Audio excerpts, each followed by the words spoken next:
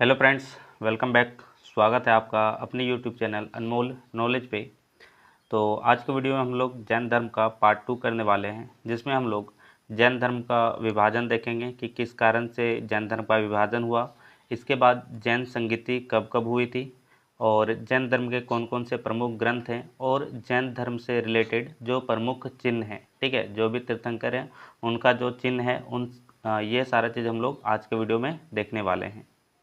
Okay. और हर video की तरह इस वीडियो में भी हम लोग लास्ट में एमसीक्यूज़ भी करेंगे, जो कि एग्ज़ाम के पॉइंट ऑफ व्यू से बहुत ही इंपॉर्टेंट होने वाला है। ओके। चाहे आप आरआरबी की तैयारी कर रहे हैं या एसएससी की तैयारी कर रहे हैं या फिर कोई भी स्टेट लेवल की तैयारी कर रहे हैं, जैन धर्म से क्वेश्चन पूछता ही है और यह सभी के लिए ही इम्पोर्टेंट हो जाता है।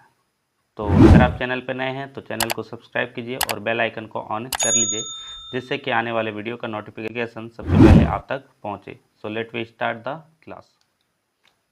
तो सबसे पहले हम लोग बात करते हैं जैन धर्म का जो विभाजन है क्यों हुआ था और यह जो है कौन कौन से भागों में बंट गए थे। ठीक है, तो देखिए क्या हुआ था कि जो जैन धर्म जो महावीर स्वामी थे, उन्होंने जैन धर्म का प्रचार प्रसार करने के लिए क्या किया था कि एक संघ की स्थापना की थी। ओके। जैन महावीर स्वामी ने क्या किया था कि जैन धर्म का प्रचार प्रसार हो सके, इसके लिए उन्होंने संघ की स्थापना की थी, जिसमें 11 अनुयायी थे। कितने अनुयायी थे? 11 अनुयायी थे। ठीक है, इनमें से जो प्रमुख अनुयायी था उनका नाम, उनमें से पहला जो था वो कौन थे? भद्रबाहु। कौन थे? तो भद्रबाहु। और दूसरे थे स्थल बाहु। दूसरे कौन थे? तो स्थल बाहु। ठीक है। अब क्या हुआ कि जो मगध है, मगध क्षेत्र में अकाल पड़ गया था। क्या पड़ गया था? तो अकाल पड़ गया था मगध क्षेत्र में 15 वर्षों के लिए। ठीक है, तो जब मगध में अकाल हुआ तो जो स्थल बाहु है, स्थल बाहु जो है यह तो यही मगध में ही रह गया, बट जो भद्रबाहु था, भद्रबाहु ने डिसीजन लिया कि मगध छोड़ करके हमें साउथ इंडिया की ओर चले जाना चाहिए। ठीक है, तो स्थल बाहु ने इस चीज़ को मना किया और ये मगध में ही रुक गए, जबकि जो भद्रबाहु है वो साउथ इंडिया में चले आए। साउथ इंडिया में कहाँ? तो कर्नाटक में। कहाँ पर? तो कर्नाटक में। ये कहाँ आ गए? तो कर्नाटक में आ गए और यहीं पे इन्होंने 15 साल अपना व्यतीत किया। ओके। इसके बाद जब 15 साल बाद यहाँ मगध में अकाल खत्म हो गया तो जो भद्रबाहु हैं वो वापस मगध आ जाते हैं। अब मगध आने के बाद ही यहाँ जो मैन विवाद शुरू होता है और यहीं पे जो भद्रबाहु है और जो स्थल बाहु है ये दोनों अलग हो जाते हैं और यहाँ से जैन धर्म का विभाजन हो जाता है। ओके, तो चलिए अब हम लोग देखते हैं जो भद्रबाहु है और जो स्थल बाहु है, ये जब विभाजन हुए तो इनके क्या नाम हुए। ठीक है, इन्होंने क्या नाम रखा अपने आप का और इनके बारे में हम लोग देखते हैं। तो सबसे पहले जो कौन आ जाएंगे, तो यहाँ पे स्थल बाहु और दूसरे कौन थे? तो दूसरे भद्र बाहु। ओके, चलिए स्थल बाहु जो है, स्थल बाहु कहाँ रुक गए थे? मगध में ही रुक गए थे, है ना, स्थल मगध में। और जो भद्र बाहु है वो कहाँ चले गया था? कर्नाटक में चला गया था। कहाँ चले गया था? कर्नाटक चला गया था। स्थल बाहु जो थे ये लोग श्वेत वस्त्र धारण करते थे। कौन से वस्त्र धारण करते थे? तो श्वेत वस्त्र धारण करते थे। ओके, जबकि जो भद्रबाहु के लोग थे वो लोग जो हैं वो कौन सा, वो लोग जो हैं वो लोग निवस्त्र रहते थे। ठीक है, वो लोग निवस्त्र रहते थे। ओके, तो स्थल बाहु को क्या कहा जाता था? स्थल बाहु को कहा जाता था श्वेतांबर। क्या कहा जाता था? श्वेतांबर। और जो भद्रबाहु थे इन्हें दिगंबर कहा जाता था। इन्हें क्या कहा जाता था? तो इन्हें दिगंबर कहा जाता था। ओके, स्थल बाहु का जो अनुयायी था यहाँ पर, इसमें श्वेतांबर में महिलाओं को मोक्ष मिलता था। ओके, महिलाओं को मोक्ष मिलता था, जबकि जो भद्रबाहु का जो था अनुयायी यानी दिगंबर जो था, यहाँ पर दिगंबर में यहाँ पर महिलाओं को मोक्ष नहीं दी जाती थी। महिलाओं को मोक्ष नहीं दी जाती थी। ओके, महिलाओं को मोक्ष नहीं दी जाती थी। ओके, तो यही हो गया मेजर डिफरेंस स्थलबाहु और भद्रबाहु के बीच में। जो स्थलबाहु है ये मगध में रुक गया था, भद्रबाहु कहाँ चले गया था, कर्नाटक चले गया था। स्थलबाहु के लोग श्वेत वस्त्र धारण करते थे, जबकि भद्रबाहु में निवस्त्र रहते थे ये लोग। इनको श्वेतांबर कहा जाता था, जबकि भद्रबाहु के लोगों को दिगंबर कहा जाता था। यहाँ महिलाओं को मोक्ष मिलती थी और यहाँ पर महिलाओं को मोक्ष नहीं मिलती थी। ओके, चलिए इसके बाद यहाँ पर जो इम्पोर्टेंट हो जाता है जैन धर्म में, वो कौन सा हो जाता है, जैन संगीति। याद रखिएगा कितनी जैन संगीतियाँ हुई थी, 2 जैन संगीतियाँ हुई थी। ओके, पहला कब हुआ था, तो फर्स्ट अगर हम लोग जैन संगीति की बात करें तो फर्स्ट जैन संगीति 300 ईसा पूर्व में हुआ था। कब हुआ था, तो 300 ईसा पूर्व में हुआ था। ओके, और अध्यक्ष कौन बना था इसमें, तो अध्यक्ष याद रखिएगा, अध्यक्ष कौन था, स्थलबाहु। कौन था, तो स्थलबाहु। ओके, और इसमें जो है, इसमें विशेष क्या था, इसमें विशेष क्या था, तो विशेष इसमें ही था कि यहाँ पर जो है, जो भद्रबाहु थे, भद्रबाहु ने 12 अंग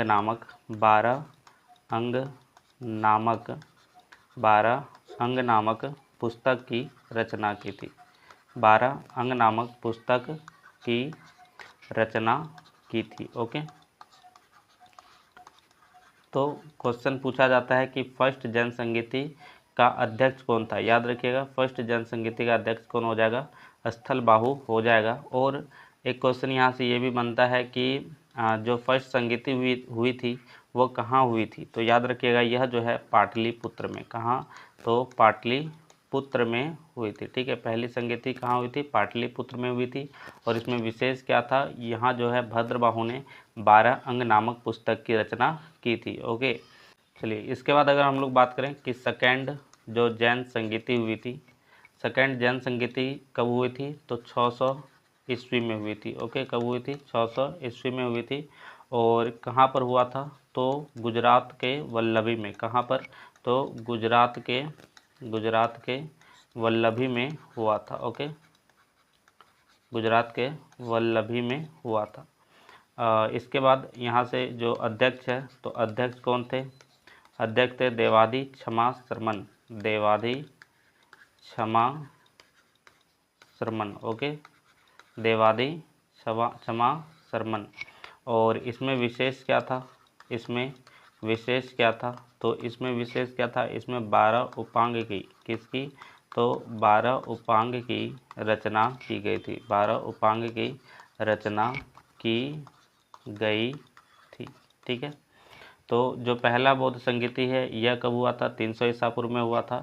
और जो दूसरा है यह कब हुआ था, तो 600 ईस्वी में हुआ था। देखिए वो ईसा पूर्व है और ये ईस्वी है। ओके, चलिए इसके बाद यह जो है पहला जैन संगीति पाटलिपुत्र में हुआ था, जबकि दूसरा कहाँ हुआ था, गुजरात में हुआ था। पहला का अध्यक्ष कौन थे, स्थलबाहु थे, और इसमें दूसरा का अध्यक्ष देवादी क्षमा शर्मन थे।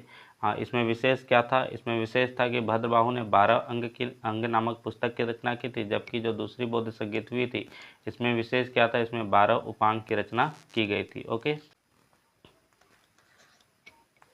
पहला कौन सा हो जाएगा, तो हाथी सिंह जैन मंदिर। हाथी सिंह जैन मंदिर यह कहाँ है, तो यह गुजरात में स्थित है। कहाँ स्थित है, तो गुजरात में स्थित है। ओके, चलिए दूसरा जो जैन मंदिर है वह कौन सा है, जल मंदिर। दूसरा कौन सा है, तो जल मंदिर। और जल मंदिर जो है यह बिहार की, कहाँ पे, तो बिहार के पावापुरी में। कहाँ पर, तो बिहार के पावापुरी में स्थित है। ओके, तीसरा जो जैन मंदिर है यह कहाँ, यह कौन सा है, तो यह है बाहुबली का मंदिर। बाहुबली का मंदिर। और यह कहाँ है, तो यह मध्य प्रदेश में स्थित है। और यह चंदेल शासकों के द्वारा बनवाया गया था। ओके, चंदेल शासकों के द्वारा बनवाया गया था। इस बाहुबली मंदिर को गोमतेश्वर मंदिर के नाम से भी जाना जाता है। किस मंदिर के नाम से जाना जाता है, तो याद रखिएगा गोमतेश्वर मंदिर के नाम से भी जाना जाता है। ठीक है, तो देखिए बाहुबली का 2 मंदिर है, एक जो मध्य प्रदेश में स्थित है और दूसरा कहाँ पर है, कर्नाटक में स्थित है। ओके, तो कर्नाटक में जो बाहुबली का मंदिर है, कर्नाटक में जो बाहुबली का मंदिर है, यह किसके द्वारा बनवाया गया था, तो यह जो है किसके द्वारा बनाया गया था, तो यह चामुंड शासकों के द्वारा, किसके द्वारा, चामुंड शासकों के द्वारा बनवाया गया था। ओके, कहाँ स्थित है, तो कर्नाटक में, कहाँ, तो कर्नाटक में। ठीक है, और यह किसके द्वारा बनाया गया था, चामुंड शासकों के द्वारा बनवाया गया था। एक और प्रमुख जैन मंदिर कौन सा है, एक और प्रमुख जैन मंदिर की अगर हम लोग बात करें तो यह कहाँ स्थित है, राजस्थान में स्थित है, जिसे दिलवाड़ा का जैन मंदिर कहा जाता है।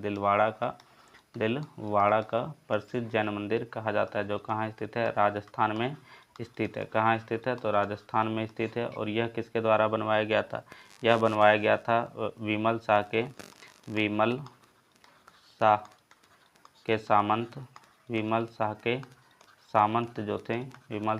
सामंत जो थे, कौन, तो वस्तुपाल। ओके, वस्तुपाल एवं तेजपाल, ठीक है, वस्तुपाल एवं तेजपाल के द्वारा बनवाया गया था। ओके, याद रहेगा। तो राजस्थान में जो दिलवाड़ा का जैन मंदिर है, यह किसके द्वारा बनाया गया था, विमल शाह के सामंत वस्तुपाल तथा तेजपाल के द्वारा बनवाया गया था। इसके बाद अगर हम लोग बात करें बाहुबली मंदिर, जो कहाँ स्थित है, कर्नाटक में स्थित है, यह किसके द्वारा बनाया गया था, चामुंड शासकों के द्वारा बनवाया गया था। और बाहुबली गोमतेश्वर मंदिर जो है, यह मध्य प्रदेश में स्थित है, और यह किसके द्वारा बनवाया गया था, चंदेल शासकों के द्वारा बनवाया गया था। ओके, और बिहार का जो पावापुरी है, वहाँ कौन सा जैन मंदिर है, जल मंदिर। और गुजरात में हाथी सिंह मंदिर। ओके, चलिए आगे बढ़ते हैं। नेक्स्ट है हमारा यहाँ पर जैन तीर्थंकर एवं प्रमुख चिन्ह। ओके, तो देखिए यहाँ पर कुछ तीर्थंकर हैं और इनका हम लोगों को जो प्रसिद्ध चिन्ह है उसको हम लोगों को याद रखना है। ओके, तो चलिए एक एक करके हम लोग देखते हैं। सबसे पहला यहाँ पर कौन सा है, सबसे पहले हैं ऋषभ देव। ओके, तो ऋषभ देव का याद रखिएगा, ऋषभ देव का कौन सा हो जाएगा, बैल हो जाएगा। ठीक है, प्रमुख चिन्ह इनका कौन सा हो जाएगा, तो बैल हो जाएगा। अजीत नाथ का हाथी, अजीत नाथ का कौन सा हो जाएगा, हाथी। संभवनाथ का घोड़ा, पदम प्रभु का कौन सा हो जाएगा, तो कमल, पदम प्रभु का कौन सा हो जाएगा, कमल हो जाएगा। सुपार्श्वनाथ का स्वास्तिक, ओके, सुपार्श्वनाथ का कौन सा हो जाएगा, तो स्वास्तिक। इसके बाद है मल्लीनाथ का कौन सा हो जाएगा, तो मल्लीनाथ का जो प्रमुख चिन्ह था, मल्लीनाथ का प्रमुख चिन्ह कौन सा हो जाएगा, कलश, कौन सा हो जाएगा, तो कलश। ओके, नेमिनाथ का नीलकमल, नौ से नेमी, नौ से नील कमल। ओके, पारसनाथ का कौन सा हो जाएगा, तो पारसनाथ का हो जाएगा यहाँ पर सर्प, कौन सा हो जाएगा, सर्प।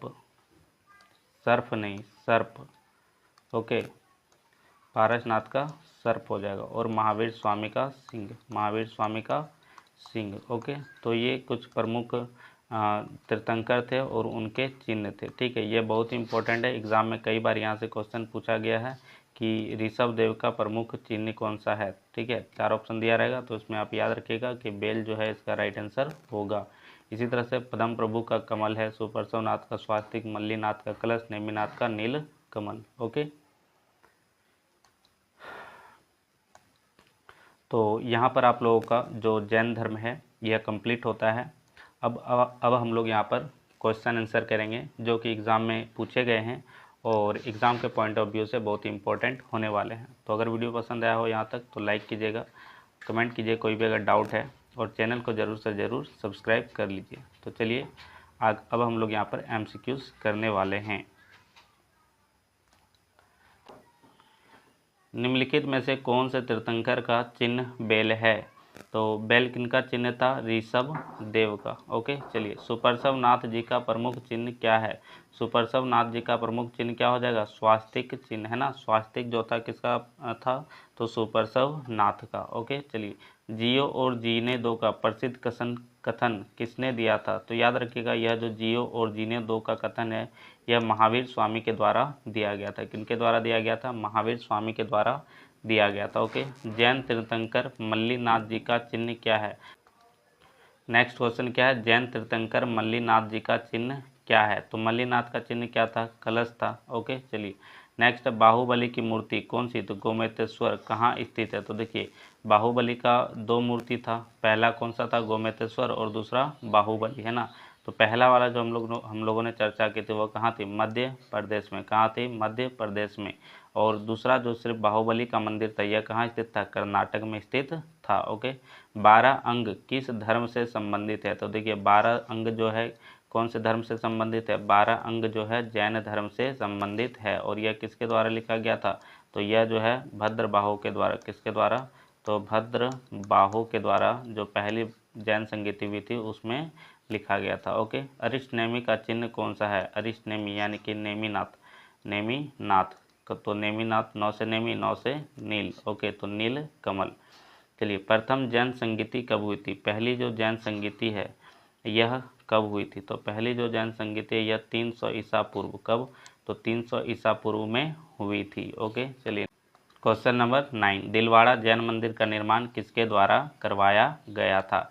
तो देखिए जो दिलवाड़ा का जैन मंदिर है यह विमल शाह के सामंत ने करवाया था। किसने करवाया था? तो विमल शाह के सामंत ने करवाया था। तो ऑप्शन में अगर विमल शाह का सामंत का नाम दिया तो हम लोग विमल शाह के सामंत को ही टिक लगाएंगे। ओके, तो यहाँ पर देखिए तेजपाल जो है, तेजपाल यहाँ पर क्या हो जाएगा? राइट आंसर हो जाएगा। ओके, गोमतेश्वर की मूर्ति किस तीर्थंकर से संबंधित है?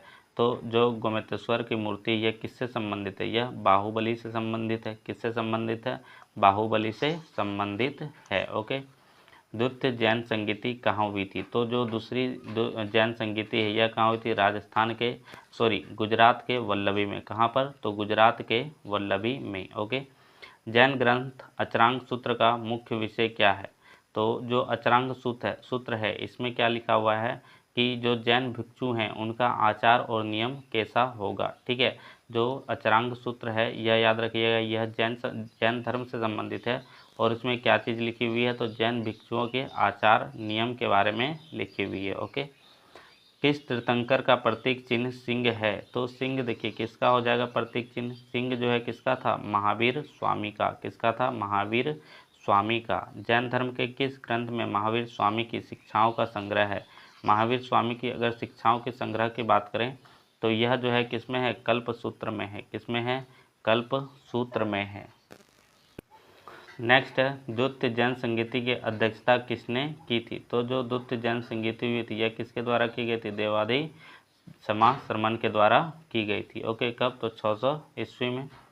कहाँ? गुजरात का वल्लभी में। ओके, चलिए नेक्स्ट है जैन धर्म का प्रमुख ग्रंथ कौन सा है? तो जो जैन धर्म है इनका जो प्रमुख ग्रंथ है वह कौन सा हो जाएगा? भगवती सूत्र, अचरांग सूत्र, या महावीर जीवन चर्चा, या एक और ऑप्शन हम लोग देख लेते हैं यहाँ पर, आदि पुराण। तो देखिए बेसिकली यह तीनों ही महत्वपूर्ण ग्रंथ है, बट जब प्रमुख ग्रंथ अगर बात की जा रही है तो हम लोग किसको मानेंगे? महावीर की जीवन चर्चा। ओके, चलिए नेक्स्ट है क्वेश्चन नंबर 17, खजुराहो जैन मंदिर का निर्माण किस राजवंश ने करवाया था? तो जो खजुराहो है या जिसे हम लोग गोमतेश्वर बाहुबली का मंदिर भी कहते हैं यह किसके द्वारा करवाया गया था? यह जो है चंदेल शासकों के द्वारा करवाया गया था। किसके द्वारा करवाया गया था?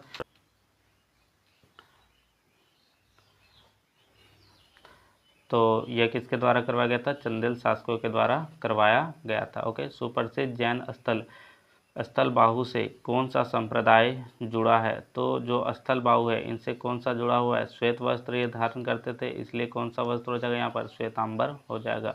और ये जो दिगंबर यह भद्रबाहु से संबंधित था, ये कैसे रहते थे? निवस्त्र रहते थे। ओके, द्वितीय जैन संगीति में किस ग्रंथ की रचना हुई? तो देखिए द्वितीय जैन संगीति में किसकी रचना हुई? 12 अंग की या 12 उपांग की? तो क्या हो जाएगा आंसर? 12 उपांग की, है ना, क्योंकि 12 अंग की रचना तो किसमें हो गया था? फर्स्ट जैन संगीति में ही हो गया था। ओके, चलिए भगवती सूत्र किससे संबंधित है? तो जो भगवती सूत्र है यह महावीर से संबंधित है। किससे संबंधित है?